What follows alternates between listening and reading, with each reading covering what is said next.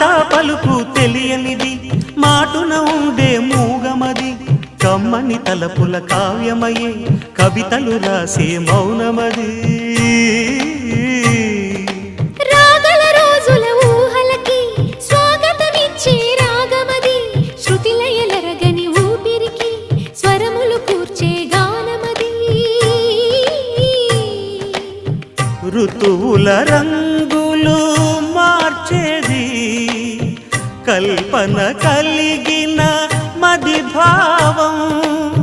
బ్రతుకును పాటగా మలిచేది మనసున కదిలిన మృదునాదం కలవని దిక్కు